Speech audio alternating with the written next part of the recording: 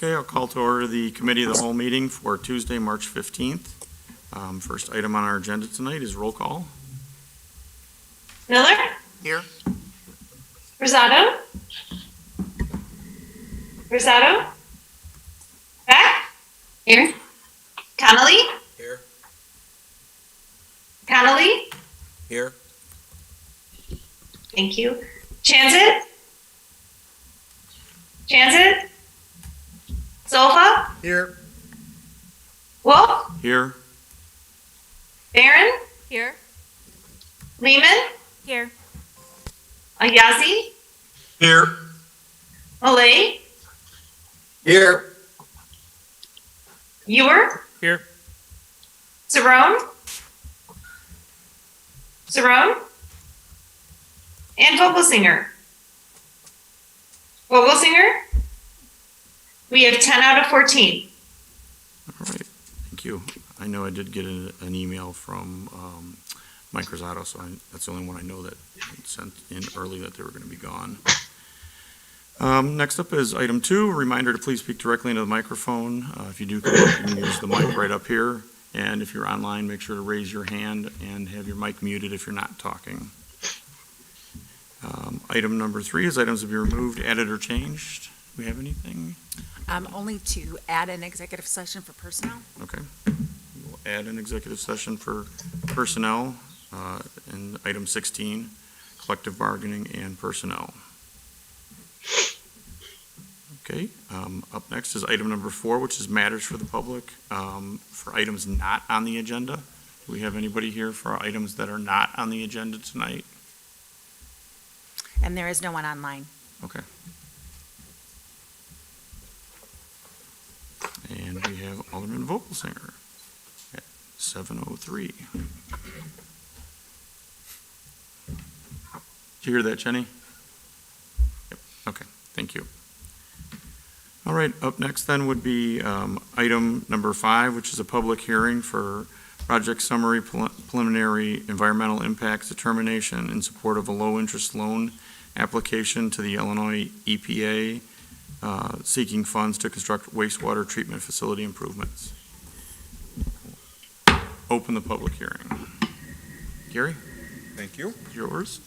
As part of the public hearing process, I do have to read a couple of paragraphs. And this is from a letter from the IEPA, the Illinois Environmental Protection Agency. It states that Section 365.330 of the Illinois Procedures for Issuing Loans from the Water Pollution Control Loan Program requires that the IEPA conduct an assessment of the environmental impacts of proposed wastewater projects to be funded with loans. This review is carried out in conjunction with the state's review of the applicant's project plan, the applicant being the City of Batavia. Prior to final approval of the project plan, the public's comments are sought regarding environmental impacts of the proposed project. Unless new information obtained through the public comment process causes reconsideration, the agency, the IEPA, will approve the project plan at the close of the public comment period. So Batavia has made the attached project summary and preliminary environmental impacts determination, or PEID, available for public inspection. It's been posted on our website. Within 60 days of receiving this letter, so this is the letter from the EPA that was dated March 3rd, Batavia must conduct a public hearing, which is what we're doing tonight, regarding both the PEID and project planning. Advertisement of the hearing must be made at least 10 days in advance, which it was.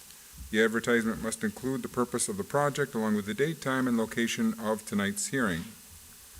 There is a public comment period of at least 10 days that shall be provided after the hearing, in which written comments may be submitted to the applicant or the IEPA contact person, and I will give that person's contact information at the end. The City of Batavia is seeking loan funds for a project known as Wastewater Treatment Phase 2A improvements. The general scope of the project entails upgrades and rehabilitation to the wastewater treatment facility in order to address excess flow and odor control issues. Activities associated with Phase 2A will not change the flow rate for the facility. The City of Batavia is proposing to finance part of the project costs with a loan from the IEPA Water Pollution Control Loan Program. And it is anticipated that the project could have environmental issues such as construction noise, blowing dust, air emissions, traffic disruptions, and potentially soil erosion. If the comment would like to make if the public would like to make comment regarding this project, and again, I will read this, I know it's being recorded, grab your pencils. You can write to Chris Covert, C-O-V-E-R-T. He is the project manager with the Bureau of Water, care of the Illinois Environmental Protection Agency, 1021 North Grand Avenue East, P.O. Box 19276. That's in Springfield with the zip code 62794. That is officially what I have to state. Representatives from Trotter Engineering are here tonight in case City Council has any questions, and we also can open it up to members of the public. Okay, does anybody in the audience have any comments on this tonight? In public hearing? And for the record, Alderman Cerrone joined the meeting at 7:05. Okay. No comments? Does anybody on the council have any questions or comments? Anybody online? No. Okay, can I get a motion to close the public hearing? So moved. Second. Motion by Solfa, second by Miller. Roll call, please. Solfa, Aye. Wolf, Aye. Barron, Aye. Lehman, Aye. Ayazi, Aye. Malay, Aye. Ewer, Aye. Cerrone, Aye. Vogelsinger, Aye. Miller, Aye. Rosado, sorry. Beck, Aye. Connolly, Aye. motion carried, 12-0. All right, the public hearing is closed. Okay, up next would be the consent agenda, which is one item. Item A, Resolution 2234R, approval of the 2022 zoning map. Anybody have any questions on the zoning map? I'll make the motion that we approve the consent agenda as read. Second, Ewer. Okay, motion by Wolf, second by Ewer. Roll call, please. Wolf, Aye. Barron, Aye. Lehman, Aye. Ayazi, Aye. Malay, Aye. Ewer, Aye. Cerrone, Aye. Vogelsinger, Aye. Miller, Aye. Rosado absent, Beck, Aye. Connolly, Aye. Chanzit absent, and Solfa. Aye. Motion carried 12-0. All right, thank you. Up next would be item 7, which is approval of a Class D1 restaurant all liquor license application for Vea Incorporated, doing business as El Taco Grande Restaurant at 6 North River Street. Tavia? Alan, I'm going to step out for this one. Okay. Thanks. The record reflects Alderman Beck will leave for this item. Alan, this is Alderman Malay. Is this city services? Yes, it is. Okay, yeah, but I saw Mike's email that he wouldn't be here, so I can take this one. Thank you. Yeah, application for a liquor license for restaurant for Vea Incorporated, doing business as El Taco Grande Restaurant. The background check has been complete, and there's no reason not to issue it. The question I have is this a change in ownership or leadership that, because I believe they already had a license there. Yes, the chief is coming up to address this. Okay, There was a change in ownership several years back. They did not extend the liquor license at that time, and now they're asking for a liquor license for the new ownership. Okay. Okay, I would make a motion to send to city council recommendation of approval for Class D1 license for Veja Incorporated doing business as El Taco Grande. Second. First and second by Saron. Clerk, call the roll. Malay, Aye. Ewer, Aye. Saron, Aye. Vogelsinger, Aye. Miller, Aye. Rosado, absent.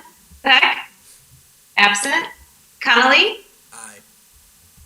Chanzit, absent. Sofa, Aye. Wolf, Aye. Barron, Aye. Lehman, Aye. and Ayasi. Aye. Motion carried 11-0. All right, thank you. Okay. Alderman Beck should return for item number 8. And then item 8 would be ordinance 2214, terminating special service area number 61 for the One Washington Place development. Scott? Yes, so as part of our unwinding of the One Washington project, this is one of the items that we have to still do. This actually terminates the special service area that was originally dormant and was intended to be activated only in the event of paying off bonds or insurance premiums or the school district donations that are required as part of the development. Because this special service area was specific to this development, there really is no purpose for it, and keeping it in place would actually create a cloud on the title that may make it more difficult to redevelop or sell the property in the future. So our recommendation is to go ahead and pass this ordinance, which would terminate Special Service Area 61, and once it's recorded, that it would be dissolved. Okay, does anybody have any questions on this? Another one of the formalities to undo this. Okay, I will make the motion then to recommend to City Council ordinance 2214, terminating special service area number 61 for One Washington Place development. Second. Motion by Wolf, second by Miller. Roll call, please.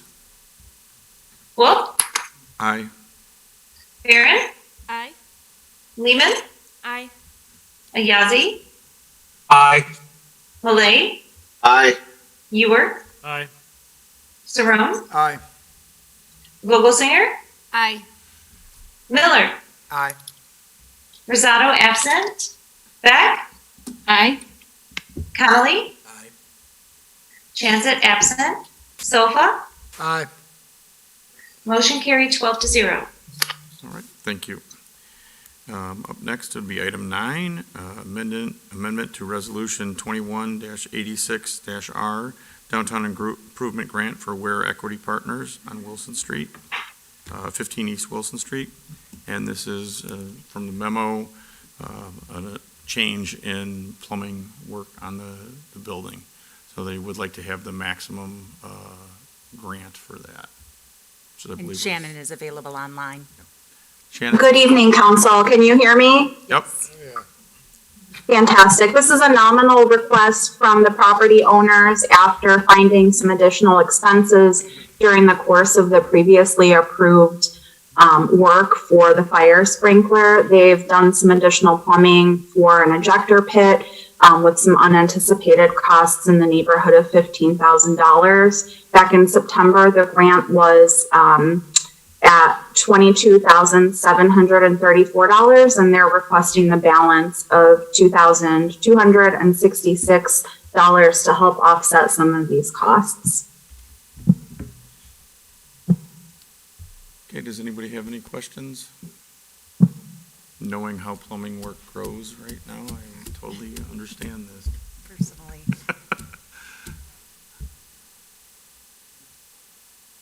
Okay. If there are no questions, I will make the motion that we recommend to council the amendment to resolution 21086R, downtown improvement grant for Ware Equity Partners at 15 East Wilson Street. Second, Ewer. Motion by Wolf, second by Ewer. Roll call, please. Wolf, Aye. Barron, Aye. Lehman, Aye. Ayazi, Aye. Malay, Aye. Ewer, Aye. Saron, Aye. Vogelsinger, Aye. Miller, Aye. Rosado, absent. Beck, Aye. Connolly, Aye. Chanzit, absent, and Sofa. Aye. Motion carried 12-0. All right, thank you.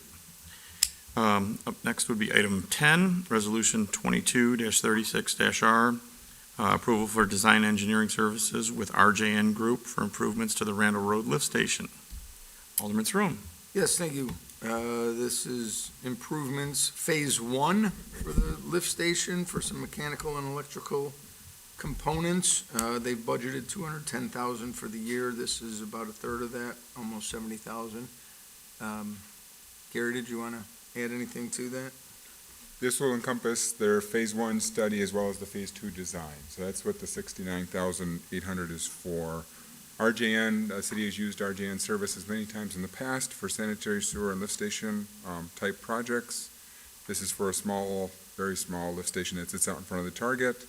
And again, we will evaluate the best way to reconstruct this lift station, and then the design will be incorporated into this as well. I just had one question. I know this is a third of the total budget, but is this in line for this phase of what you expected? It is. We've reviewed the hours for the consultant. Our former superintendent kind of had to take his best estimate at this number because we were working somewhat in the dark. This number, the 210,000, is meant to then encompass the start of the construction. The start of the construction won't all be completed in 2022, so it'll roll into 2023. So the 210,000 is meant to get us through the year 2022. Gotcha. Anybody else have any questions or comments? If not, I would make a motion to send to City Council with a positive recommendation, Resolution 22-36R.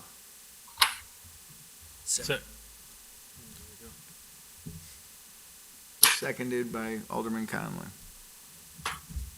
Slightly ahead of Alderman. Duly noted. Roll call, please. Saron, Aye. Vogelsinger, Aye. Miller, Aye. Rosado, Beck, Aye. Connolly, Aye. Jansen, Sofa, Aye. Wolf, Aye.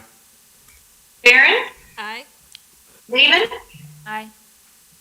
Ayazi, Aye. Malay, Aye. and Ewer. Aye. Motion carried 12-0. All right, Thank you. thank you. And that can go on consent, I think. That should be fine. Up next would be item number 11, which is a discussion on a request for permission from IDOT for removal of the Batavia Avenue pedestrian crossing at McKee Street. This comes out of our last discussion that we had during our last meeting, our last council meeting. I guess what we need to do is try to decide how do we want to proceed with this. Do we want to request direct to IDOT?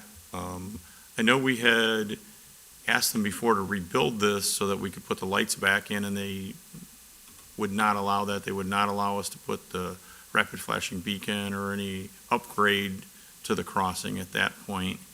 So are we just waiting for them to decide what they're going to do with that? So, again, just a reminder to City Council that it is under IDOT's jurisdiction. We are not allowed to go out and do any work out there without an approval and permit from IDOT. The city did approach IDOT about the potential to, as you said, Alderman, to reinstall the rapid flashing beacons. We even approached IDOT about the Hawk system. IDOT said no to both of those options. We brought it back to City Council, and that was the time when City Council elected to pursue the road diet. So we are right now in the midst of a road diet study. I've indicated in my memo to you that we're expecting any day to receive the feasibility study report, and after writing that memo to you late last week, we have now received that report, so we just need to kind of digest it, and then we'll be bringing it forward to you. So that's for the road diet study, that we will then hopefully go straight into phase one engineering for, with IDOT. Okay. Does anybody else have any comments on this? Seems to me we're a little premature, right? We should wait Ye- to get. You know, and that's one of the things that I thought about after we, decided to bring this back up at this meeting was if we're in the middle of trying to get a road diet moved through and approved, that's going to be redesigning that. I don't know, unless that runs simultaneously with a permit from IDOT on that, what we do with that That's step one for intersection. safety. I mean, that was the purpose for doing the road diet in the Right, first that's- place. So that's step one, and then we can move from there. I mean, I don't, coinciding two different directives is kind of a moot point. So just a couple of comments. I think I made mention of this at the last meeting. Just from a timing standpoint, the feasibility study is wrapping up now. We just received that memo. We should be able to get that memo before City Council and subsequently to IDOT. We need to get IDOT's concurrence that, yes, they're on board and they will bless us essentially to go forward with the phase one. That should happen all in the next couple of months. Once we get the we already have an engineer on board. So once we get the blessing to move forward with the phase one process is a good year-long process, just so everybody knows that.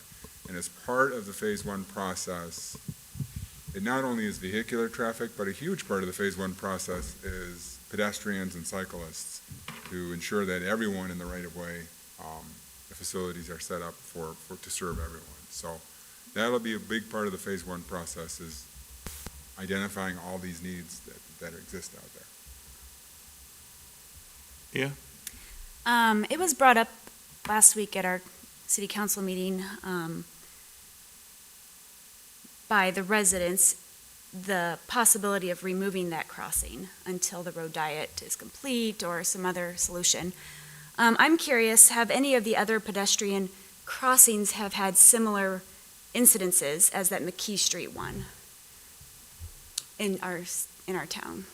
Not that I am aware of. Even the other two rapid flashing beacons have I think, just greater visibility than the one at McKee Street. So that one at McKee Street has had, up to this point, 3 incidences with pedestrians? Yeah, I don't know exactly how many serious incidents there have been. That is correct, Alderman. 3 since 2018. That's correct. 3, okay, And thank if you. I'm not mistaken, Gary, if you can correct this or confirm this, that's since the rapid flashing beacon went down. Is Came that down, correct? right. Yes. So So I think those two things are connected. Since the beacons came down, it's now just a standard pedestrian crosswalk. And that was the question come before council tonight is, do you wish to seek a permit from IDOT to remove that crosswalk? I mean, since 2018, to have 3 incidences does seem concerning, and I do wonder if the best interest would be to remove it if possible. And could we even bring our concerns with these incidences to IDOT to quicken along the process to get permission to take it out?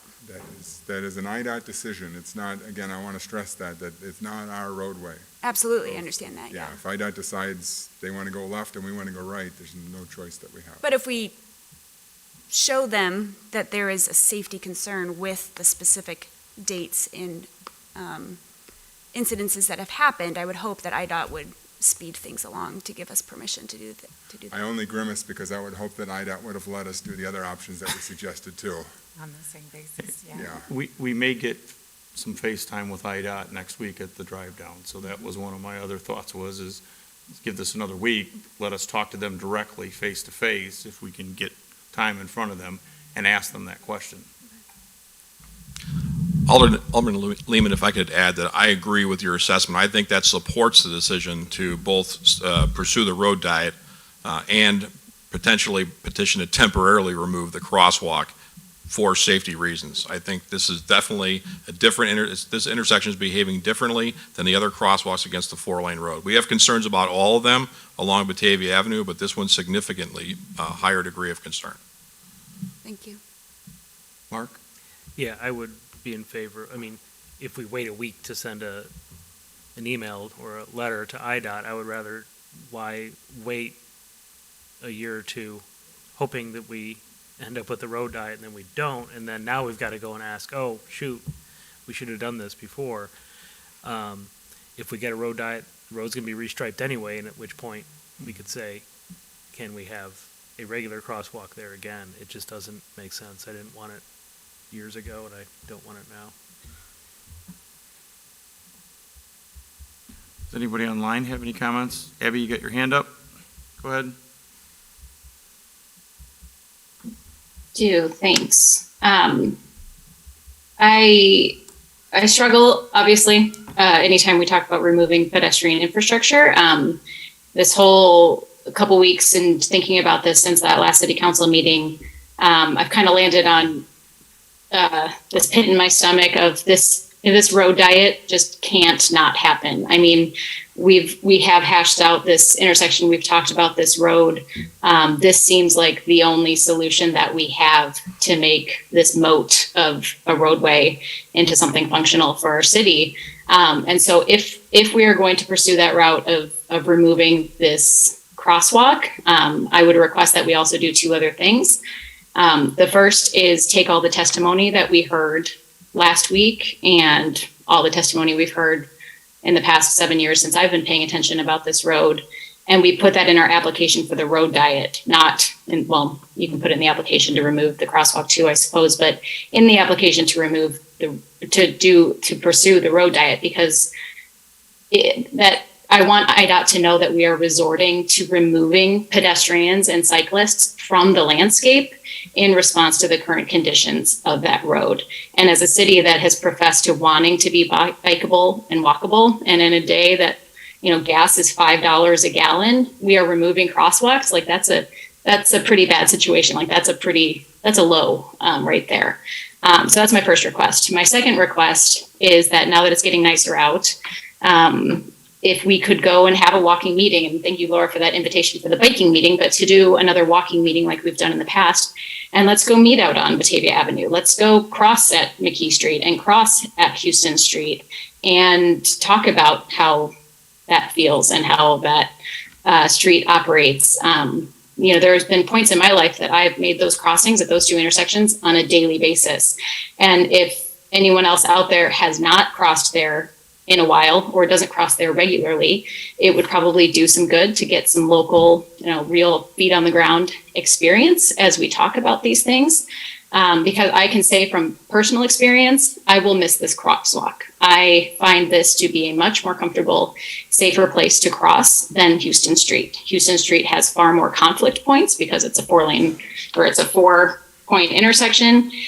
You've got the turning traffic coming from the gas stations, and those are the ones that are definitely not looking for pedestrians as they make those turns out of after stopping. I will miss this intersection. I think it is better than Houston Street, and it just points out ever more clearly that this road does not serve our community the way it is laid out, and the road diet can't not happen.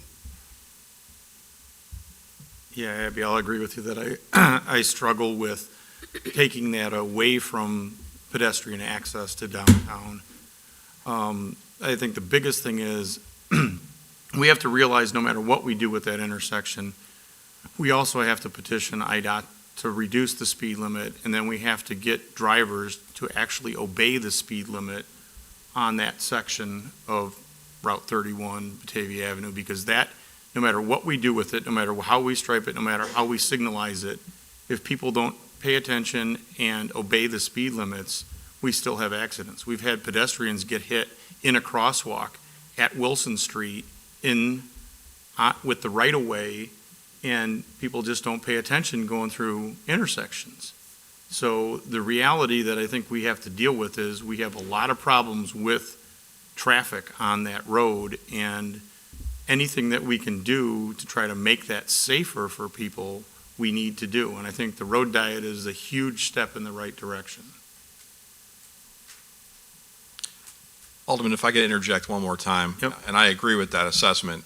And I think that this is a precautionary measure. I'm not advocating that we take that out permanently. I'm saying right now, until we get the road diet, I think we've proven that it's an unsafe intersection. But I would remind the council that none of those accidents were caused by speed at Batavia Avenue and McKee Street. They're all caused by the outside lane and inside lane conflict, and we've been discussing this for several years. And that'll lay squarely on the shoulders of the drivers or the pedestrian, crossing, not having the right of way, or I should say, not having the right of way, not having clear line of sight to the vehicles moving down the road. I mean, I've been on that a block away from that for almost 38 years. And so I've seen a lot of accidents and a lot of different things happen out there. And I see people cross that road every day at different times of the day with huge amounts of traffic. And I watch people stand there and wait until they know they can safely cross.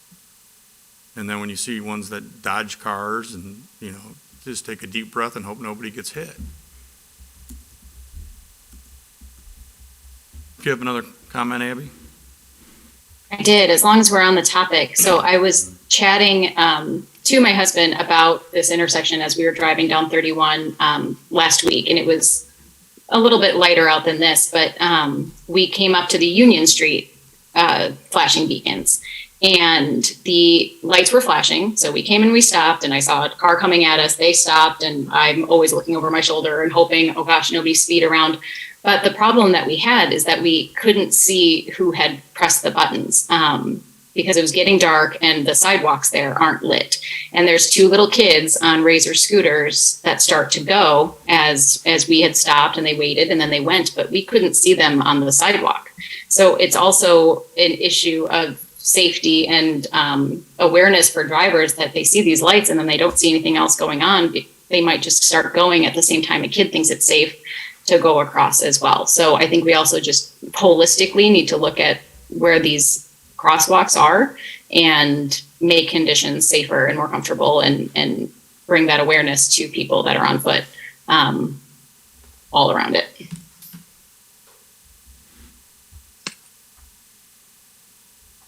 Okay, so we need to make a decision. And do we wait until we go down state and talk to IDOT? Do we take a letter with us to IDOT, present to them that until we have a road diet done, that we want to remove that crosswalk as a temporary removal? Do we want to leave it where it is? Now I see George's got his hand up. Go ahead, George. My hand's not up, but if you want me to, I'll put it up. There's like a hand. That's the icon. I think that's the, Okay, that must be your Cursor. background It's a icon. There's a cursor. hand there. No, it's the mouse on the screen. Oh, okay. there He's got their mouth, okay. Really? You can make it look like anyone's raising their hand. Sarah? Go ahead. I really appreciate hearing from Chief Ewell. I've been talking about this with my husband and family and other people that use these crosswalks. I myself have used this crosswalk coming over from the west side to get to the river trail, so I know how nice it is to access without having to go down to Wilson. But I have concerns, just like everybody else. So hearing from Chief Ewell that he feels it would be a better option to remove it, I think that maybe approaching IDOT with a letter in hand saying this is our desire because of the resident feedback and including that feedback as Alderman Beck proposed, I think that seems like a good option. Nick? I agree with that, and obviously I would lean heavily on the chief's advice, but I wonder if by removing I'd be interested if there's any kind of history of removing the crosswalk, are we really gonna eliminate people crossing there? And now they don't have a crosswalk. Does it really make it safer? I think our number one goal is the road diet, and that's what we got to focus on, and we got to put all our efforts on. But I'd be curious if there's any history or any other crossings that we could say, yeah, we removed the crosswalk, but people still, the sidewalk leads there, I'm going to cross here. Yeah, and I'll touch on that. I think if we're going to remove the crosswalk, we would petition IDOT to also remove the sidewalks, not the curb. I mean, the depressed curb can remain because we'll probably be reusing the depressed curb one day, but we can grass over the parkways so that there is no sidewalk leading out to the roadway. That's what I would petition IDOT for.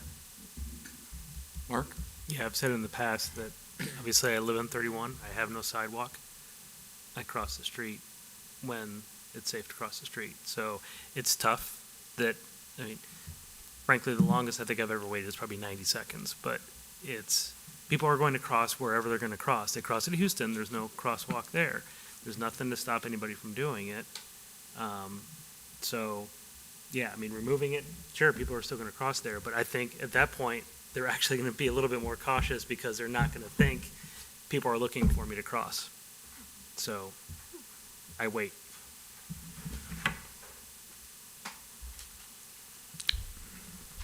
Alan?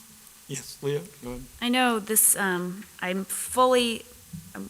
that road diet to happen because I think that will fix a lot of problems. But I do agree with Mark on that sentiment. I think too many pedestrians rely too heavily on crosswalks, that cars are paying attention and that they're going to stop. And I do not think that is true. And I think, especially there at McKee Street, it is just a dangerous blind intersection. And it just provides pedestrians a little too much security, I think, in a place that security is not warranted. So I'm sorry to keep piping in here, but if I could for one more second. So there are different types of crosswalks. Each four-way intersection essentially has a crosswalk. There are controlled and uncontrolled crosswalks, and there are improved and unimproved crosswalks. Controlled being controlled by some kind of a signal. Improved meaning some kind of striping or markings to indicate that that's a crosswalk. And right now, it's an uncontrolled, improved crosswalk with some signage and striping on the ground. And what we've done, and to recall, we at one point had a rapid flashing beacon there, and that was destroyed and it wasn't allowed to be reinstalled. So now we have a design flaw in that uncontrolled, improved crosswalk area, and I think that's what's causing the major source of the problems. Is I think we're attracting people to that intersection under the auspices that it's a safe way to cross or safe place to cross, and I think over the last several years we've proven that it's an unsafe place to cross because of the design flaw as a result of the removal of the rapid flashing beacon. Well, it is per the MUTCD right now. I mean, it is a pedestrian crosswalk. It meets all the requirements for a pedestrian crosswalk for signage and striping. That being said, to Alderman Ewer's point, if we get the road diet, we're going to be restriping the entire roadway anyways, and as part of the Phase 2 design, we can incorporate wherever we want to put crosswalks. We can put those in as part of the Phase 2 design. So removal of the crosswalk does not preclude reinstallation of the crosswalk at some point in the future.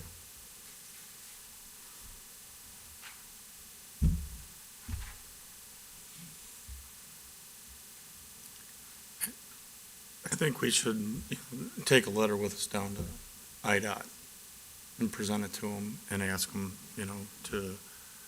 since it's their road, put that on their shoulders. But I do like Abby's idea of adding, since it's not controlled anymore, what's happened in the last 3 years since it hasn't been controlled, and then. My understanding, and Alderman Beck could correct me if I'm wrong, that the testimony was to accompany the application for the road diet. The Phase 1. Yeah, but maybe it is too, because that might expedite. I would keep this one more broader. I mean, this is a very simple request, as opposed to overcomplicating what is a very simple request. We can share the incidents, and those Yeah. would speak for themselves. Yeah. Oh, yeah, I'm not talking on the testimony, I'm just saying, hey, in the okay, past yeah. 3.5 years, this has happened. Exactly, that's what I was thinking. Can we Right. expedite this? We're on the same page then. Okay, Your Honor, Yeah, I just want to. Can you grab a microphone, Your Honor? microphone. Sorry, been over closer. I just want to encourage the city council to follow the advice that's been given by the city public works director and by the police chief. I think these two gentlemen are working daily on this issue, very hard. I know both of them have their own departments watching things and making suggestions, and cutting the grass or the weeds or whatever we need to do there to make it somewhat friendly, but, let everybody know the danger. And I think they've just spelled out for you the dangers that exist there, and we've got to go to a different answer for this thing. So I would encourage us to go ahead and do this. And, there's going to be some folks that are going to be disappointed they can't cross there, but I think we may save a life in the meantime, so. I mean, I guess somebody that really wants to cross there is still going to cross there, just like Mark said. He crosses from his driveway, and I've crossed down there at Illinois before, so I know that it can be done. You just have to wait until you know it's safe and there's no traffic. The same thing with walking across in front of where I work on Houston Street. You just have to wait your time out and make sure you know that you're not going to get trapped on the center line, or you're not going to run out of the way of somebody flying up Wilson and 31. I would agree that's a logical thought process, but I would say not wait till next week. I would push forward with it, because you don't know who we're going to give it to, who we're not going to give it to. If we move forward and bring it down there, it'll have Okay. the extra effect. Do you want to draft a letter from Public Works, or should we bring it from administration? I think probably administration and/or And the mayor. mayor, And the mayor, maybe, yeah. okay. The last time we did the speed reduction, it came Yeah. from the mayor's Mayor. office. Okay, Done in 10 days. okay. And we could, if we want to review the letter or anything, I guess we could do that at our next COW meeting, because that's before we go downstate. And then we'll just have to make sure all the corrections are ready to go for the next morning when we leave. I will not be here at that COW meeting, or actually Okay. for the next 2 weeks, because I have very state meetings. So, Okay. But I'll be obviously here. Laura will be here, so. Okay. We'll get that taken care of. Okay. Okay.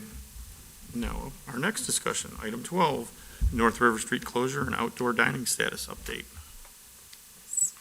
So we are still waiting, as of today's date, even several days past the date of my memo, for the permit to permanently convert North River Street to one-way southbound. Obviously, it's no longer feasible to bid the project and have it fully constructed by Memorial Day. So, as we've discussed a couple of weeks ago now, other options for 2022, and I had presented two options in my memo. One was to implement the full closure, identical to what was done for the past two seasons, and that we have a permit for already from IDOT. That could be implemented really at any time after the end of the snow season, and knock on wood, I hope we're after the end of the snow season. But being in Public Works, I know it can snow into April, so the closure could remain in place until the week following Thanksgiving, which is traditionally when we've taken it down. The other option is to implement Saturday morning closures for the farmers market event. That was what was done from when the road was first built in 2012, all the way through the start of the pandemic. The roadway would remain open to traffic throughout the week, except for a few select closures associated with other special events. Occasionally there's a 5K out there or whatnot. Under that scenario, again, the scenario that existed for 8 years, outdoor restaurant uses would be regulated via the city's standard license agreement, with dining areas along the sidewalk, quote unquote, even though it's a Werner if there really isn't a sidewalk, but I think you understand what I mean. So those are the two options that I laid out for North River Street. Okay. Who wants to start? I mean, we can cut this short, right? I mean, I want to close it for the summer. Is there consensus? Is there anyone who thinks differently? Because if not, we can make this short and sweet. I somewhat struggle with the full closure on it, just because I think that there are other businesses besides the restaurants that benefit from the full closure, that, you may change the way they're accessible by having the street closed. I don't think, that it kills them, but I think it does change the way they operate. The one that comes to my mind immediately is my 88-year-old mother-in-law going to get her hair done. It's a block and a half or a block away that she gets to walk back and forth. She's able to do it, but that's a struggle, for a lot of people. Okay, I'm glad you brought that up, because I didn't know if there was consensus. I just wanted to cut to the chase, not to I'm discount 98% the other okay with side. closing. I get that, but if we're willing to open it up or shut it down just on Saturdays, are we willing to shut it down Wednesday afternoon to Monday morning, where there's kind of a crossover? I'm just throwing things out there where we can kind of meet in the middle. I don't know. Alan? Yeah. Keenan? I had asked a question earlier about, and I got a response, which I'll let Gary elaborate on, was having the street shut down the entire summer hurts the people that are open during the day, and there's some crossover between people that are open and then close, and then the other people are open throughout most of the night. So like, the question I had was, can we leave it open in the beginning of the week, close it down end of day on Thursday, leave it closed until, and I said Sunday, or open it first of the day on Monday, because that's when most of the activities and the nightlife happens, is Thursday trivia night, Friday bands or whatever happens on Friday. Saturday is usually packed with people. Sunday you get people meandering through after church and then opening it back up.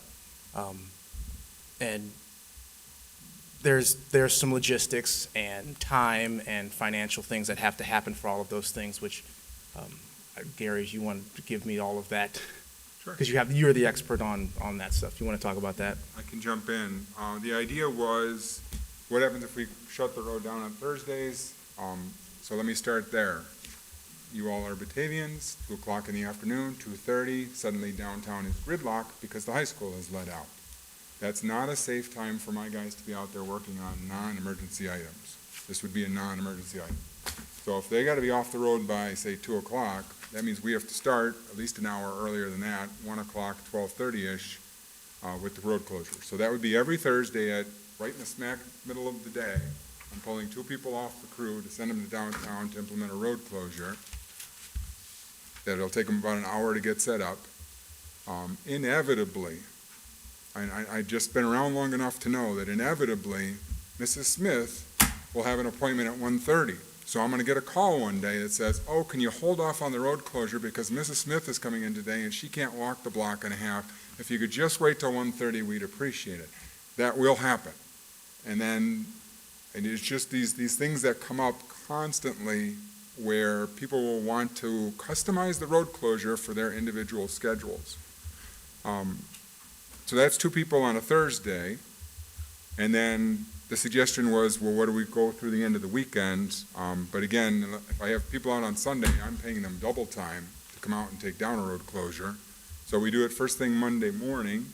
And again, I have 2 people on Monday morning. So that is 2 guys for 2 hours each. So basically 4 man-hours total per week. We've got May, June, July, August, September, and October. That's 6 months, 6 times 4 weeks, 24 weeks, 24 times 4, 96. I've got 96 man-hours. They don't make $100 an hour, but if you count benefits and material and all the hassle, you are talking close to $10,000 throughout the summer to have our crews open and close that thing every week. How does the math differ from just closing it for Saturdays? We pay ESDA $100 a week. It's ESDA volunteers that go out there, and they go out once a week and close it down. So for the same 24 weeks, if they do it every week, it's $2,400 versus $9,600. And ESDA, Where's because they're ESDA? volunteers, they're not available during the ordinary workday. Work week? And that, again, that's now just putting the barricades up. The road will that point just be empty. So whoever's sliding out tables or garbage cans or lighting, that is something else. We heard 2 weeks ago that, maybe the restaurant owners would handle all of that stuff, but all of that stuff needs to be coordinated and timed so that you don't just have an empty looking road out there as people are driving by during the weekends. Yeah, I mean, I was thinking more along the lines of, just close it for the whole summer.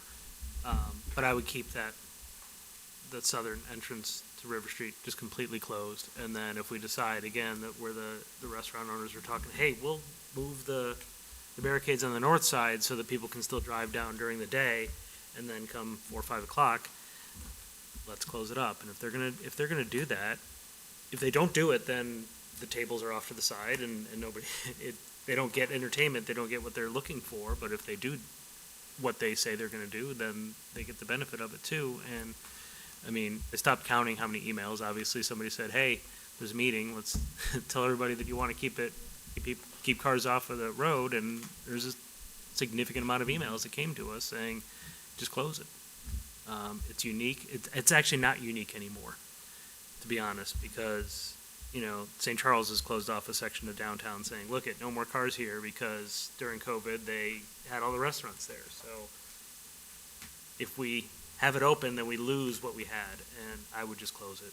And obviously, that's the direction we're heading in when we say it's one-way southbound, is in that allows us to close it whenever we want to. And that, I start thinking about it, if there was any way, we just don't have alleys and stuff, but if there was any way to just not have cars on it at all, I think it'd be fantastic. But I don't think that'll happen without some weird construction going on. The only thing I would push back on is if we have the permanent closure at Wilson Street, and if council decides that we're going to do the traditional setup we've done for the last two summers, which is the tables and the barrels and the overhead lights, mixing that with then opening it up on the north end to allow traffic to come in is not going to mix. So you think you've got to, I mean, we do, don't get me wrong, they still open the north end because there's deliveries that come down, there's people that come down there. So that we would not change, but to have it just open and say anyone could drive down there, now you're literally driving into a dining area. Leah? Yeah, I was going to inquire about that. I know last year, during the day, deliveries were allowed to happen. Residents who live down, like Paperboy Alley and stuff, were allowed to drive down there. So for the occasional, I can't assume that it happens that often, elderly person or somebody who needs extra mobility help would be allowed to be dropped off closer to the business during the day, correct? I think so. In fact, Katrina would have to comment on that. I'm not sure if that's how it worked last year or not. But we had the barricade staggered at the north end so that people could get in and out of there for those As various needed, reasons. yeah, incidences like And that. parking garage would be available for that, right? The lower level of the garage, actually entrance is closed. You can just get in and out of the garage from State Street. That's what I mean, but Yes. from State Street, you could get in and out, so we could designate that all as a pickup and drop-off area and a handicap parking area only. Which there are handicap spaces in there today. Right, but I do there's not know only, if they get there, used. there's a couple, but what I'm saying is we as the city, because we own the parking garage, can set that up how we wanted to try to benefit those businesses, to be able to have a place where they could use that as a pickup and drop-off spot. Sure. And make that whole the whole lower level of that for that use and as a handicap parking area. Yeah, we can To customize that. try to keep everything on one level and as close to the businesses that are there that would need that. Yeah, because I was down there just, this weekend and realized that there is no parking in front of any of those businesses on the south end of River Street anyway. People already are having to park in lots off the blocks and walk into all of those businesses. So the only benefit people are getting right now is just to be able to zoom up that street at 30 miles per hour to go find parking in another lot to then walk back to the business. And so by closing it off, all we're doing is just encouraging people to drive around the block and actually pull into the parking lots a lot easier from up above and stuff when you're coming off of Washington. So I know that Melissa at the Tea Tree had some concerns for her business, for people being able to find her business, which I understand that and I sense her concerns, but I think for the benefit of the heart of Batavia, creating that as being a very walkable, safe pedestrian place for kids to play, just brings a lot of what Batavia, the spirit of Batavia is. So I do also support closing it. Abby, I see you have your hand up. Go ahead. Yeah, I'll keep it short and sweet for you, Nick Cerrone. I do support closing it as well as the community asset that it's become. And it's temporary. I mean, it's another one of those things that it feels like the IDOT permit can't not happen because the one way would just alleviate and compromise on all of these concerns. So it's a temporary solution until we get the better permanent solution. Gary? I'm not going to take us too far afield, but my intention is when we receive the IDOT permit, hopefully soon, that we will be going out for bid like this summer, because the lead time for traffic signal equipment now is 9 months to a year. So we can get out to bid, we can get the contractor to order that equipment so that by next year we'll have it. So I want to get that to bid as soon as possible, as soon as we get this permit. If, and again, you're all asking, so what we would have done this year? This year, we would have done some sort of temporary signal, which I'm trying to avoid. I'm hoping to get the permanent signal next year as part of the project. I got one more question. Keenan? One more idea that I just thought of was that if we're closing it and gives us the ability on the north end to open and close it as we see fit, whenever we want to, that's correct, right? Again, I would advise we do what we've done the last couple of years, where it's technically closed, but it allows for deliveries or whatnot to go in there. Okay. I don't think we should just have it open. No. to the public. And what I'm getting at is there some potential way we could set it up, the bollards and the barriers and things as a one-way, so that if we left it open? No, IDOT will not permit that. Okay. That's part of the problem. Yeah, that. I know they're, We've talked about. I know they're the sticklers. And Gary, just so, I know that there's been a lot of concerns about just the aesthetic of it, and I know that you've already discussed this before, but because people might be paying attention this time because it's on topic, can you just explain what the limitations are again, in terms of the barriers and what we are required to have as opposed to making it look pretty? So we are required to have the ugly orange and white barricades, the signage, the striping. Those are all per the Manual on Uniform Traffic Control Devices. I've said it here many times, the only people that use that manual are engineers and attorneys, and if you don't follow the manual, you find yourself in legal trouble. What we are not required to have, but what is highly advisable nowadays as best practice, is the personal protection, the Jersey barriers. Those provide that physical barrier for a vehicle, because obviously a vehicle can drive right through the orange and white barricade. When you have people seated out there or playing charades out there, or whatever the case might be, it's a long-term closure. It is always best to have physical protection. We do the same thing for when we have a large crowd down here for Windmill City Fest. If you'll notice, the last several years, we've parked snowplows. So that is something that has now become standard practice. Thank you. I just know that people are, because of the interest we've had, I know that was a topic, so thanks for explaining that again. I know at one point we talked about this, and this was actually more up on 31, but what about getting, instead of the Jersey barriers, as you call them, like the big cement flower pots? So we can kind of make it pretty, put some flowers and plants in there, instead of just having those square. We have the flower pots on North River Street. I mean, Right, but use that as the barrier, yeah. as opposed to the big, because they're big and heavy. If you put 4 across there and, put some flowers in there. I'm not disagreeing with you, because you even see it downtown Chicago. I hem and I haw for us to put up any other type of protection device other than, like an approved device. I get it. I understand what you're saying. Right, no, I mean, I get the orange and I don't know that a white. flower We know pot that is an that's what approved that is. device. And we take it a step further because we just We do. want to put that protection. It's not required. Those flower pots are pretty heavy. It's gonna stop somebody. I would not want to be in the courtroom saying, yes, Your Honor, I didn't want a Jersey barrier, but the flower pot I thought would stop somebody.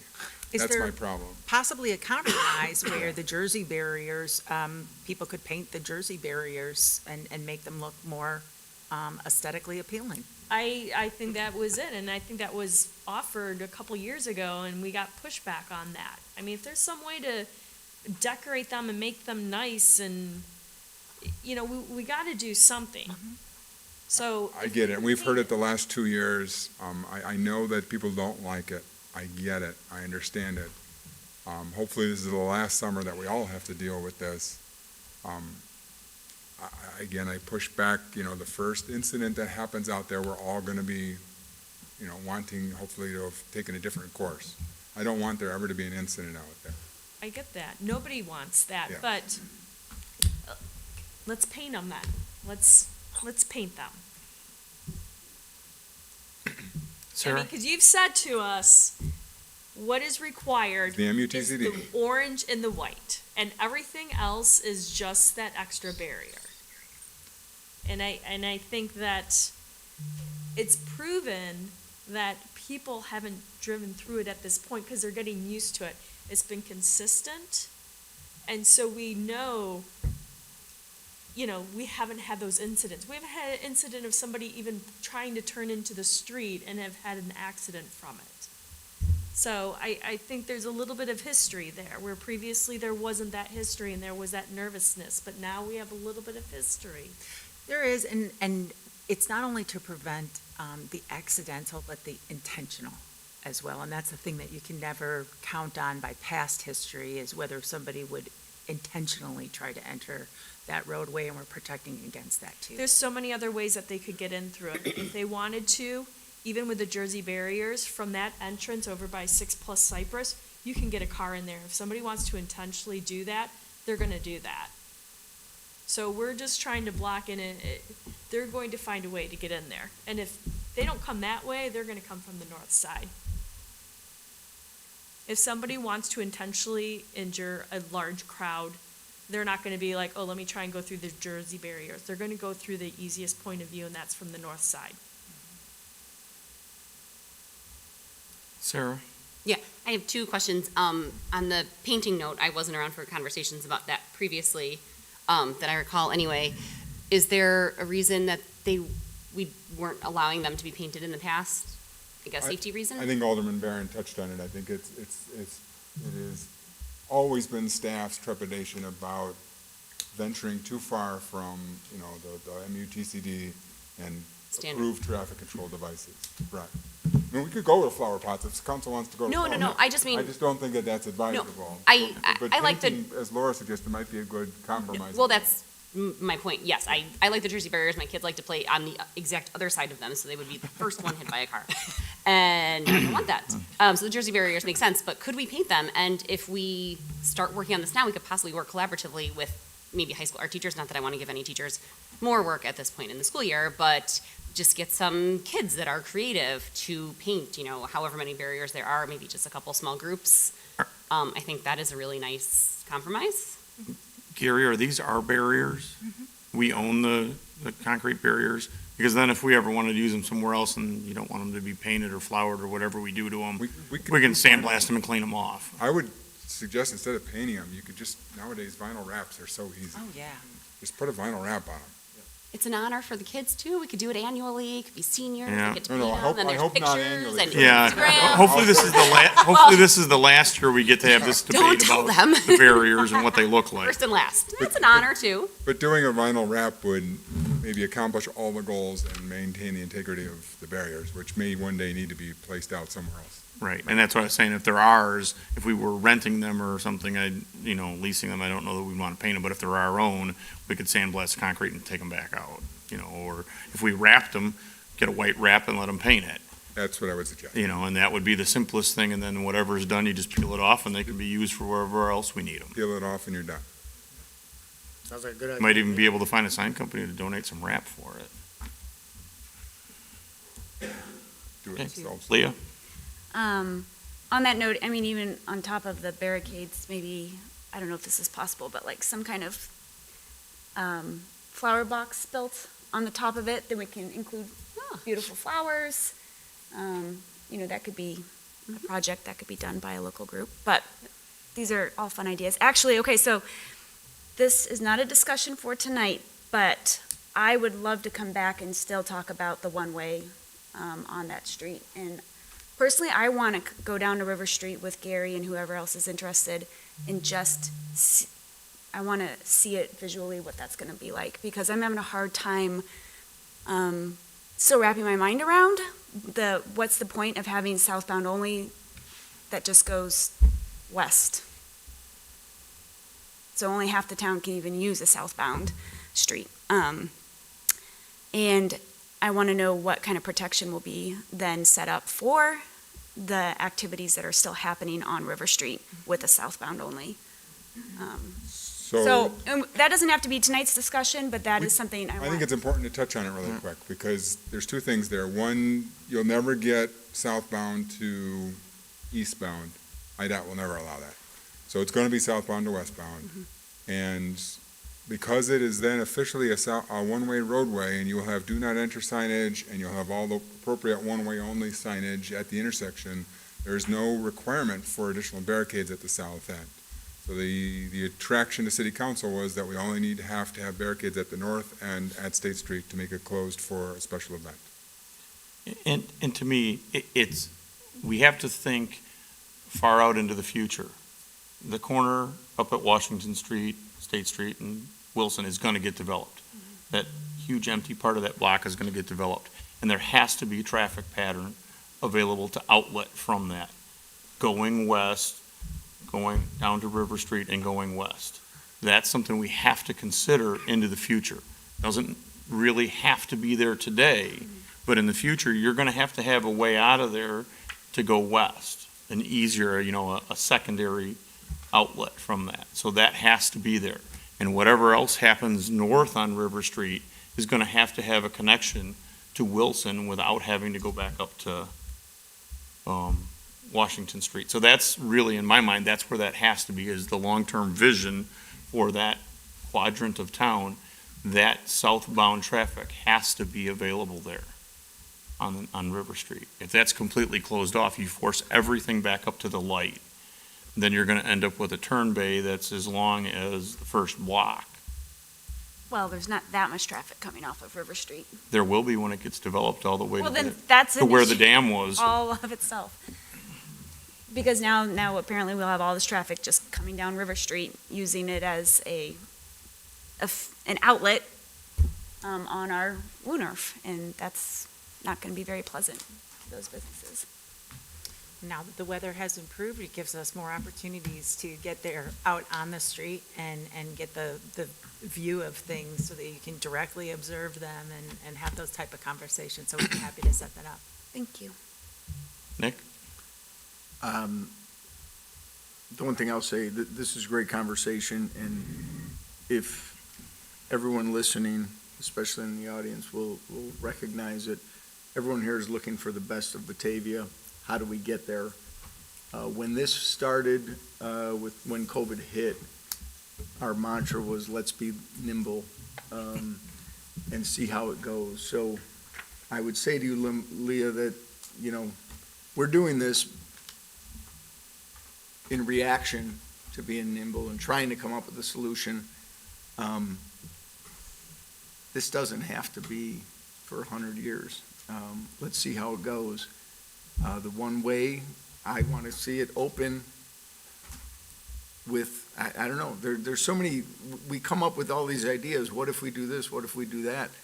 I'm up for trying them all and seeing what works best, but in the end, we know we're all trying to do what's best for the most amount of businesses, and let's try these things. But the one thing that's constant is when we created River Street, there was a vision, and to a degree, we've met that. You go out there on a Thursday and a trivia night, whatever night that is, and you see people out there in the summer, there is pride going through all of us going, that is what we wanted to convey, and that's what we're working towards. So that's the goal that we need to keep in front of us, knowing that we've been, I think, impressively been nimble for the last 2-3 plus years, and we will continue to do that. And any of these ideas, I'm for trying, but it doesn't mean they're locked in stone. Let's see what works best and continue these discussions, but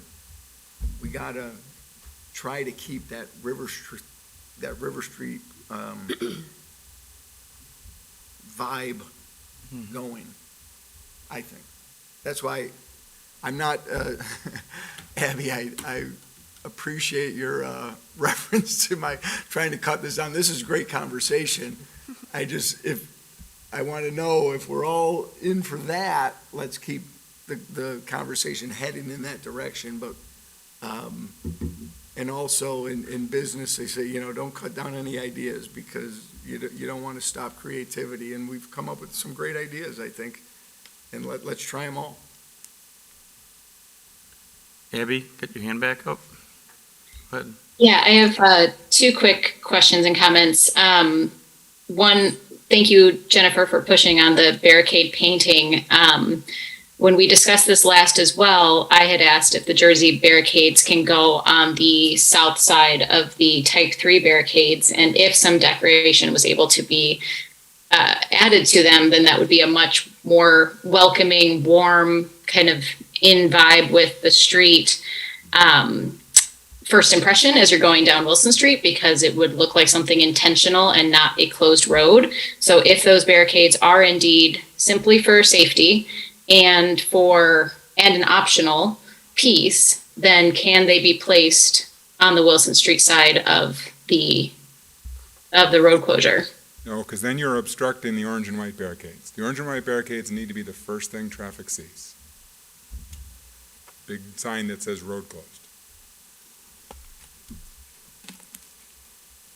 Makes total sense.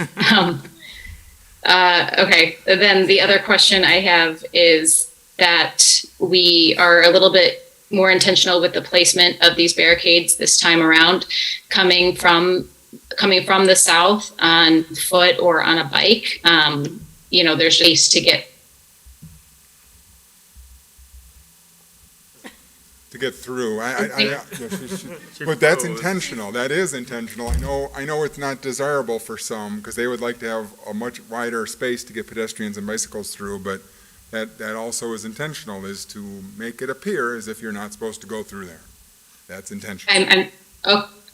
It's intentional to make it seem like cyclists need to find another route around the block to get to the bike path? Well, the barricades primarily occupy the space between or underneath the arch. So, the bicyclists still have room to go through there. If I'm riding a bike, I can get through there fairly easily. If I'm driving a car, I don't want to send a message to a car that, here's a 10-foot opening. Yep, I don't need a 10-foot opening. I think maybe just something. I don't know what the solution is, but something so that there's a lot of people that come up the hill behind Andres to come up Route 25, or their map tells them as a cyclist heading through our town to come up this way, and they sit there at the intersection at 25 staring at the road closed and going, oh shoot, I don't know where to go. So signage, some sort of little opening that says bike here, come through, but please walk because it's busy and the street's alive and you'll be in our way if you bike through too fast. So something, please. So could I just clarify where the barricades are placed do not go from building wall to building wall. They're still from the white brick to the building wall that's underneath the arch open. is where the barricades are. Right, so there is still the ability to pass on either side of the barricades. And certainly that would probably be the closest route if you were coming from south on 25. The right next to El Taco Grande would be the path that you would take. Okay, so maybe some signage, something that welcomes, something a little bit more welcoming than what we have. If I can ask a question to Gary too, because I have a question on signage. I don't know what the regulations are, but there's a difference in signage between road closed and road closed to motor vehicles. Are we limited to that, just road closed, or? Yeah, that's an MUTCD Okay, thing. that's what I was afraid of. Yeah, and we are, the banner that has flown above for the last 2 seasons is at the end of its life. That banner's not going back up, but there will be a new banner that goes up saying, business is open, or whatever the message is. And we'll be reaching out to Main Street to, for ideas on what they would like, what the businesses would like that to look like.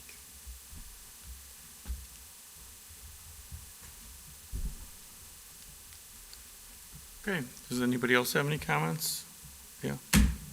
Just off of what Abby's saying and what everybody else is saying, but yeah, I totally agree. Anything we can do at that opening of River Street and Wilson to make it look inviting, at nighttime with the lights, the strung lights on, you can see that there's activity. I think it's during the day how can we make it during the day look more open and inviting? So whether that's more flowers right there at that entrance, clear banners, clear signs, I don't know, but anything for both day and night where people coming, driving, biking by know that this is a place you want to be. Like, come check it out. You want to be down there. So It's always been a point of conflict, because we have signage which says, this is closed, stay out of here. Right. And you're welcome to come on in here. Yes. There's no getting around very that, confusing, yeah. which is why Road this closed, isn't a business great, is open. why this isn't a great solution. Yeah. I mean, we all know it's not a great solution. That's why we're trying to seek a permanent solution. Sarah? I would agree with that, make sure that humans know they are welcome and invited. And then I know Beth Walker sent out feedback from the different downtown businesses with their opinions on this topic, which I found very useful. And I know not all business owners were necessarily in favor of this permanent closure or, temporary 6-month closure. So could we just see if we do go the route of the closure, is there accommodations that would make this scenario better for the ones who had concerns? And I think just like we had talked about with what we were going to do with a construction fence up around the block when it was being built. Yep. During construction, with signage, I think we need to work with Main Street and the Chamber and the businesses and come up with how we utilize the space we own right now as signage. And get some signage up there that directs people to where the parking is, how to get around the barriers we have to put up to close the street down, to really make it more apparent and easier to navigate for people. I think, honestly, I think when you're on a bike, I think it's actually the easiest way to find your way around down there. When you're in a car and you're from out of town and you've never been there before, it's not simple to figure out how to get around the block and get back to where you can see a parking lot through past those barricades, or you see a bunch of cars. If you came down Houston Street, you can see the parking lot across the river, but you don't know how to get there. Right. So I think there's something that we can do, and it just has to be a collaboration so we can make sure we try to make that benefit for those businesses. And like I said, with the parking lot, the lower level of parking lot, I think if we can figure a way to use that and utilize that for only handicap parking and pickup and drop off, I think that will help those businesses in that area. That's something they can utilize for people that need that extra assistance. And if there is other, concerns that became perennial in the past 2 seasons, if we can hear those from those business owners and help in, whatever way we can. The only thing I have to say is we keep talking about people are deterred by it. But what's brought us to this point is how busy it's been. So we're saying 2 different things. So we have to say, are we spending too much time saying we think we're scaring people away? People have been used to what it is, and they're coming down, and it's what has gotten us to this point. And we have to remember that. We've been consistent, and they know that they can depend on it, and that they know there's something beyond those orange and white barriers, because we've gotten to this point. If somebody wants to go somewhere, a lot of the people, yes, they're from out of town, they will find a place to go. Mike and I went out of town this weekend to a place we'd never been. We were driving around because we didn't know where to park because we just weren't reading signs. We kept passing a public parking spot, and we didn't even see it. People will find a place to park and get to where they need to be. We can't discount people of not being able to get there. If they've made it this far to Batavia, they are going to find our shops. They are going to get out. They are going to get beyond those orange barriers. We have to stop saying we're scaring people away from the barriers because they're coming and we've gotten to this point. We have signage for every one of our downtown parking lots, and I can't tell you the times we receive comments by saying, we need more signage to tell people where the parking lots are. There are signs for every single parking lot that we have. People just drive by them. They don't see them. Right. We didn't see it. We got out, we're like, oh, look it, there's the parking right there. And we parked right next to it. We also created postcards of the downtown parking maps, and when Shannon first came on board, it was a good way for her to get out and meet all the businesses, to walk around, introduce herself, and Anthony joined her too, to hand those cards out to businesses so that they could have them available in case somebody came in and said, I would have been here 20 minutes sooner, but I couldn't find a parking spot. They've got, something to give them, and also it's available online. And also just, on the point of clarification tonight, in terms of clarification, we got a lot of emails about people wanting permanent closure. Can we again discuss, this is going to be, we're talking only about a closure from This year, Memorial Day through, the week Typically, after we've Thanksgiving. closed it in April Thanksgiving. sometime, and it runs to the week after Thanksgiving. okay. And I just wanted to make that clear for anybody listening as well, because there were so many emails saying we support permanent closure, and that is not what we're discussing. And the only way we would possibly have an earlier opening of that street if there was going to be some massive snow event Yeah. that we wanted to clear the street so that we could make sure that it would be safe. And Why would we you could even clear put the that snow. out there? I know. Or- Sorry. I remember I don't like one how much you got Halloween. If it snows, it's your fault. You talked about it. I'm sure based on the amount of emails we got that there's some people that might want to interject from the public. Is there anybody in the room that would like to talk about this tonight? Come on up. Just give us your name for the record. That's all we need is your name. Hello, my name is Don Blatt. I live in the 4th Ward. I spend a lot of time at the Warnoff, and it's a wonderful place. It's a great idea from the start. I worry about closed now, open this day, close that day. It's confusing. The way it's been done the past 2 years is worked out really well. You want to make the wall prettier? That's great. As far as making it a one-way, I've made a lot of right turns there, and it's tough. You don't know how fast these people are coming down the hill. You don't see them till you're almost out there. It's not really a safe right hand. You have all that land open, excuse me, up by 25, the top of the hill at the light. Couldn't you make an extra right turn? Because you got, trying to turn off a river, you got people coming over from 25, you got people coming down the hill, you got pedestrians crossing. It just seems like during the summer, it's worked out very well being closed. As far as new businesses going up the hill, like I say, you can't make a extra right turn available up at 25. Seems like something to think about. People have been coming out in groves out there. You got kids playing, you got people coming off the path in between the buildings underneath the bridge, and it comes out between the buildings at that alley. And as far as access to the road, I've seen fire trucks get in past the orange barriers on the north end, an ambulance, no problem. I've seen handicapped people drive right up to the picnic table, and people in the water inviting them to drive in and moving the barricade for them. And for people coming into the beauty salon too, to make your point.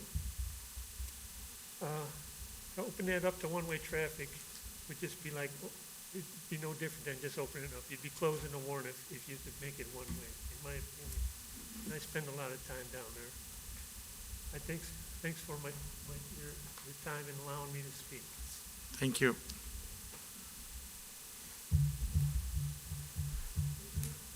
Anybody else want to come up and talk tonight? Is there anybody online? There are a couple people online, but nobody has their hand up. Okay.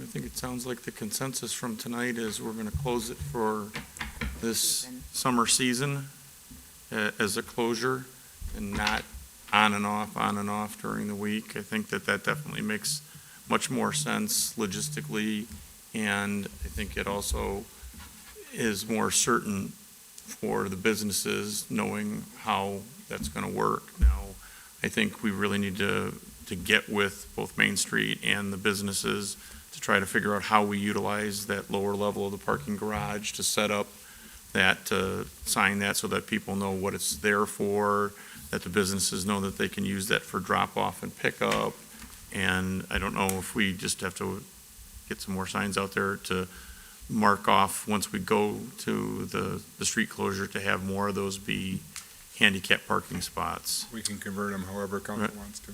You could handicap, you could also do like, the 15-minute waiting zone if you're running in to grab food, I mean. you Right. have a couple of I those. think that needs to be the way it's set up. I mean, I think it was amazing to me how Tusk pivoted and basically made a drive-through in the parking spots out in front of their business, and that's what they've relied on, and that's what they've made work.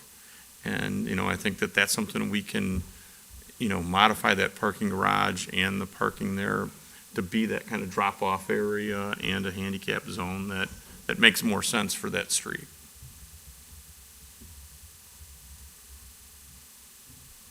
Anybody else? Okay. Catenary lighting? It's the other topic. Number 13.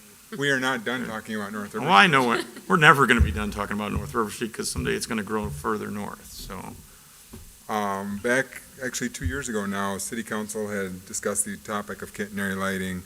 And at that time, council decided to explore an option for dedicated light posts, so not building attachment. So catenary lighting is basically like the temporary lighting that we put out there, except it would be a permanent, made for permanent installation that hopefully would last for decades.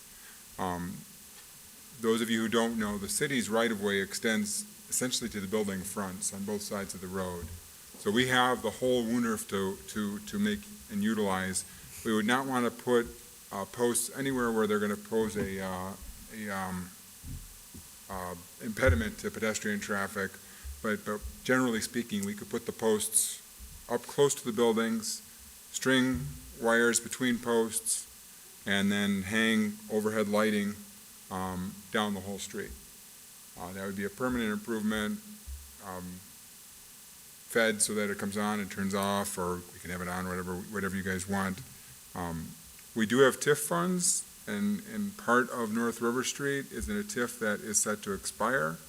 So now would be the time to move forward if we're going to do that. The TIF will expire 2024, right, Laura? Yes. I think that's a 2024 TIF. Correct. So we would really need to move now in 2022, which we don't have budgeted for, but we do have TIF funds that are available. Move forward with design this year so that we could get out to construction next year. And that's a project that I could vision being under construction even when everything else is going on the streets. Because again, it'll be small excavations up close to the buildings, should be able to happen relatively without impact from post to post. Nick, I know you want to talk about it. Well, no, I mean, do you think this is what you would recommend over the temporary wine barrels we had? It would be basically the same look. This will look, I mean, It'll look better, right. A little more professional, yes. I mean, I think that's what makes Batavia unique. Oh, boy. I like the wine barrels. I've always said that. They don't necessarily have to go away. They really don't, I'm this sorry, but they don't really go with the aesthetic of North River Street. I mean, this isn't Hee-Haw. This is, North River Street, I which, know, but I think it adds to what Batavia is. it's eclectic. And I think that's what people enjoy about it. And it's flexible. It's nimble. Yeah. We're able to move it. Don't use my own words against me. Yeah. If you look at the picture from my 2020 memo, I mean, Yeah. that's really what we're envisioning. It's some sort of, and that can have any kind of style you want. We can still make it very eclectic, but it's not just a wooden barrel and a wooden post and a Menards light strip. It actually becomes then a solid something that'll last. It widens it out I too, must and be I like the on look then. of the pictures. Yeah. I really like it. I've always liked it. I'm not a big fan right now of putting it in permanently, but I've lost that battle many times. I'm happy with the temporary ones. I say we use the TIF fund to do it. Now's Yeah, the initial investment, agree. I think, well, we've got the money in TIF, I think it's the time to do that. And then, it's just basically maintenance beyond that. If we don't have TIF funds, then it becomes, where do we get the money from? Well, I do have a question. With TIF 6, if this one expires, is that road part of it where if we were to ever have TIF funds, if we were to happen to delay it, if I were to convince the 12 of them to continue with our wine barrels, could we use TIF funds from TIF 6? Laura, do you want me to jump in on that? Sure, go ahead, Scott. So part of River Street, North River is in TIF 6, but part of it is in TIF 1. So the southern part is what would expire. So everything south of the garage is not going to be in a TIF once the TIF expires. The part from the garage north is in TIF 6, and TIF funds can be used as part of that area. Leah? Perhaps the wine barrels, the yeehaw ones could be used elsewhere in our Sure. town Yeah, as we exactly. develop other I mean, there's areas. nothing wrong with them. They're just not a permanent improvement. They are made to be temporary. I like it, it's flexible and mobile. Nothing And I wrong with think that. only one alderman may get this joke, but we'll come back another night to discuss whether it'll be yellow lighting or white lighting. Yeah, I'll remember that. That was several meetings of discussion. Was it warm white? Gotta be warm white.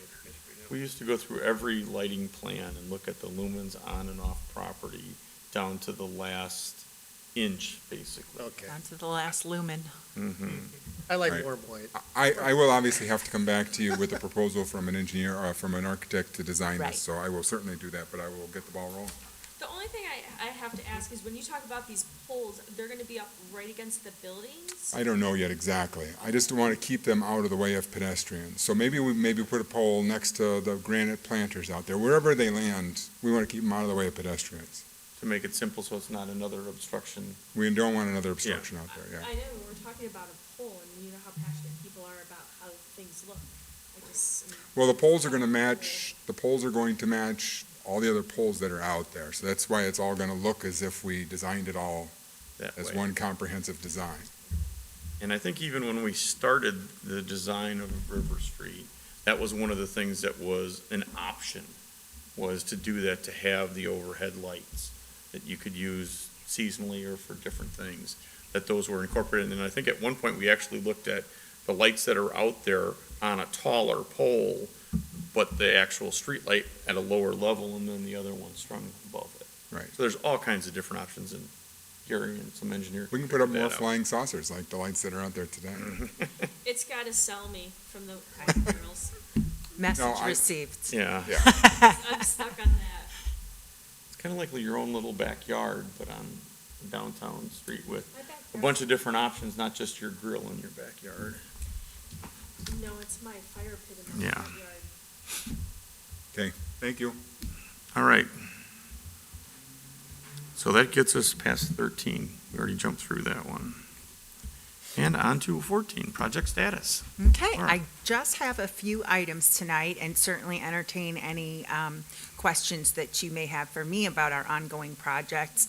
One really important thing is that we all want to mark our calendars because next week is Batavia Restaurant Madness. And the Main Street has worked with a local videographer to create some really great videos of some of the restaurants who are participating this year. And in those videos, you get a behind-the-scenes look at their restaurants, as well as they will share with you what their special offers are going to be during Restaurant Madness. And the community has been amazing in their support of our restaurants throughout the global pandemic, and we sure hope that you will continue that support March 20th through March 24th next week for Restaurant Madness.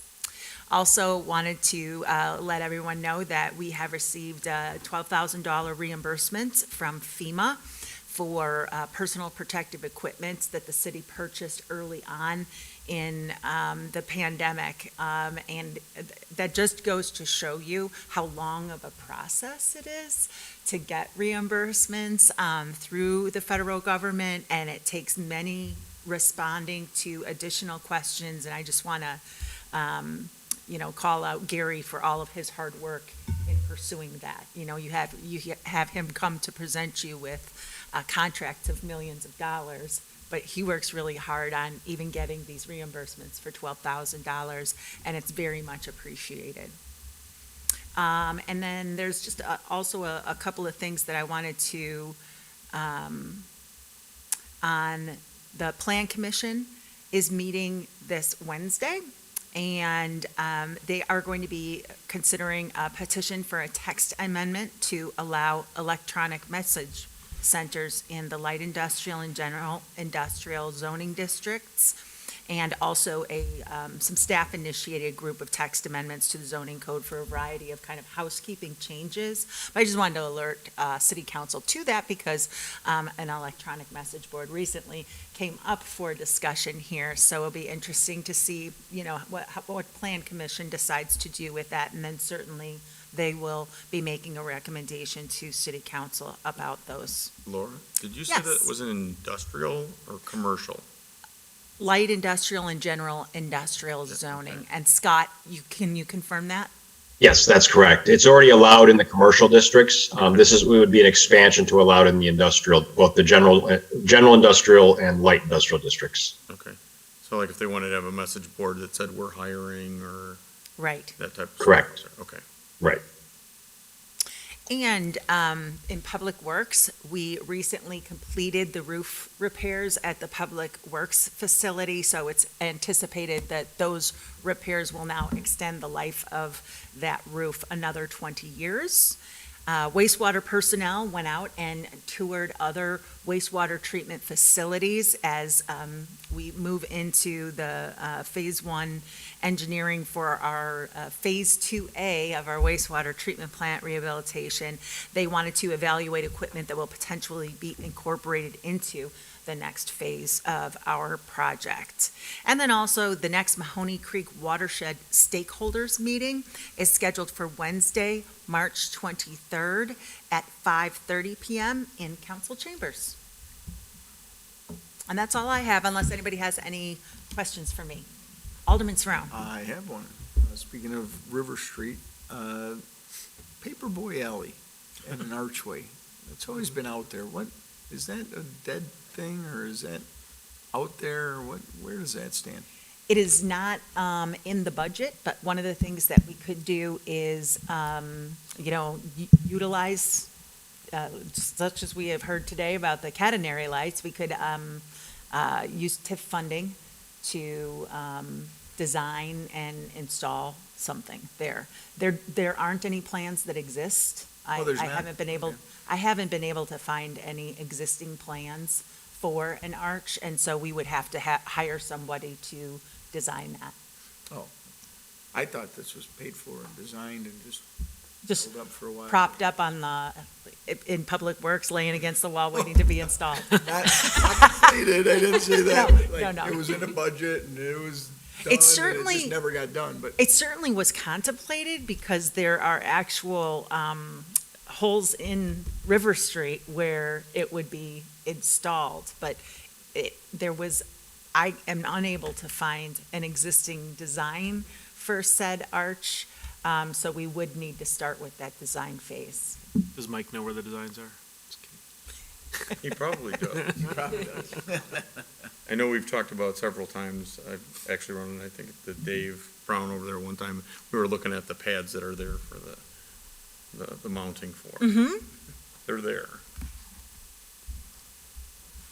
Okay, any other questions? Jen? Just to kind of follow up on, you mentioned about the utility payments, Yes. and potentially going back to the previous, because of so many checks are getting processed. As one of those checks that get processed, I think we need to look at, obviously, we see a trend of how people are starting to do their banking. They don't order checks anymore. They're doing everything through their bank. So, it was weird when we did switch purveyors because I would see my money come out, and Right. now it's like, oh, I have to plan and order a check to be sent, and so I'm all for going back to the previous vendor. Mhm. That's what's decided, especially with 800 plus checks, and plus more because people will continue to go on like, oh, I don't want checks anymore. I send one check, and that's to the city. So Right. just want to kind of point that out. Sure. And as a user. Yes. And seeing how many that is. That is Yes, a a staggering number compared to what it was before. So much easier just to take a batch file that comes from the banks and upload it into your financials and everything reconciled Right. quickly than check. going to. Mm-hmm, understood. Keena? Laura, were Yes. you going to update us about sorry, I can't see you. That's okay. The meeting you had with the Park District? Oh, sure, I would be happy to. In fact, I'm sure that a lot of people are wondering what in the world is going on with the Master River Planning, or if you want to call it the Depot Pond and Dam project. And back at the end of last year, it was the intent that City Council and the Park District, the next step was to come together to see if, following you having your own meeting to determine if you could find consensus around one of those concepts. Unfortunately, the results of that meeting, there was some split, but I think council still wanted to move forward with having a joint meeting with the Park District. The Park District is in favor of having some type of impoundment where the dam previously existed, but Allison said that there isn't consensus around which one of the alternatives that include an impoundment. And therefore, the Park Board was interested in asking Hitchcock Design Group to look at the impoundment concepts and identify recreational opportunities that would exist, that would be possible under each one of those 3 different scenarios, to see if they could come to further consensus on their side before coming back to meet with City Council. So Hitchcock Design Group is going to put together a scope of work and a cost of that. And at that time, I'm going to bring that proposal back to you. If you feel that there is value in having that additional information to assist you in your coming to a consensus about which of the concepts are preferable, then we could consider sharing in the cost of that. If on the other hand, you don't find any, you have enough information at this point, you feel, in order to identify the concepts that you find preferable, then maybe that is just a Park Board project, and we wait for them to come back to us after they have had an opportunity to review the report. Yeah, I feel like that's more of a park issue, because they're the ones that are gonna try and program what they're gonna do out there with the river, whatever it ends up being, and whatever ends up being the impoundment behind us at the depot, they're gonna be the ones that try to program that for, their use or their, programming that they would like to do through the Park District. So I don't know if that's our, that's not on us. I mean, yes, it's still our residents that are gonna pay for it through the Park District, but it's not something that I think that we, at least I don't think we need any more information from that side of it. Tom? Do we have any deadlines to make sure we don't blow the funding that's available for removal? I like to call it any given budget, so the money is in the current state budget, but it is in jeopardy every time there is a new budget with the state. And with, you could maybe count on the fact that this administration is in favor of the funding remaining available, but we also have a gubernatorial election coming up. And if things were to change there, that puts it in jeopardy as well. And do we know what point in the process we need to be at in order to make sure the funding is guaranteed? So IDNR has told us, even if we come to them with a concept that all the parties agree upon, they still will not commit to funding at any point, but until, a document is signed where they've committed to fund it. But they have said, you continue to be sort of our next project following North Aurora if you continue to make progress on this. Their expectation is that at some point, like this summer, that we say, oh, look, the park district and the city have agreed on said concept. And at that point, IDNR would request that the city of Batavia enter into a memorandum of understanding with them, that we would sort of be the lead agency on, because it's our dam. And that's the part of the project that they are funding. And so that would be the next step in the process, once we've decided what concept we're gonna move forward with.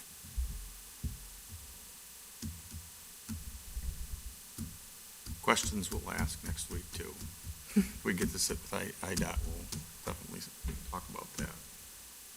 Or with IDNR. DNR. They've been incredibly helpful, and we've had very productive conversations both with them and with Army Corps of Engineers. Okay, any other questions? Anybody online? Any questions? Okay. Thank you. Does anybody have any others tonight? See on project status? Mark? Can we put this back to the original dais that we had before? Do we really need to have it this way? I'm glad that you brought that up, because I'd also be interested to know, the governor did extend the emergency order one more time. But if we put the dais back together, are we also interested in going back to in-person meetings? Or would you like to just leave the hybrid in place for as long as the disaster declaration remains in place? But we can put the dais back and still be hybrid. Yep, we sure can. Just, yeah, they're separate but related.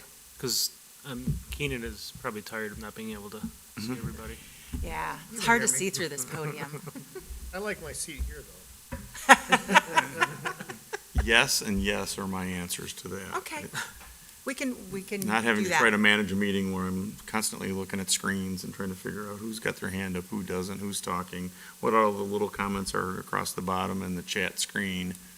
I'll just be happy when we're all back in this room. Are we required to give that option as long as the governor extends it? We are not required. The only reason we're permitted to do it is because of the disaster declaration. So it's sort of just the opposite of that. Otherwise, the Open Meetings Act requires everyone to meet in person unless they make one of three exceptions: traveling for business, illness, or emergency.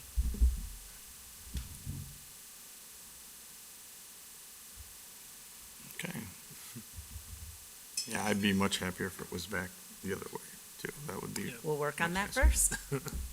Thank you. one at a time. Okay. I just had one more. I'm sorry, Jen. Go ahead. Just as a reminder, there's going to be an upcoming screening of the S-Word movie. Life Scout Ethan Tarver will be hosting a free screening to support the work of suicide prevention in America. As we know, suicide prevention is a local organization. After the screening, there'll be a Q&A session with local mental health professionals. So you can sign up on their Facebook page or at Suicide Prevention. There's an event page that you can sign up. And it's going to be held at the Park District at 327 West Wilson Street. And Ethan Tarver and his father will be presenting at our next city council meeting as well to tell everybody more about the project. Okay. Thank you for the reminder. All right, and if there are no others, we will need a motion to go in executive session for collective bargaining and personnel, and no action to follow after. No. So moved. Motion by Sofa, second by Connolly. Roll call, please. Sofa, Aye. Wolf, Aye. Perrin, Aye. Lehman, Aye. Ayazi, Aye. Malay, Aye. Ewer, Aye. Saron, Aye. Vogelsinger, Aye. Miller, Aye. Rosado, Beck, Aye. Connolly, Aye. Kendrick, Sofa, Aye again. Sorry. Just making sure you're listening. 12-0. Okay. All right, Okay, see you in the next meeting. everybody.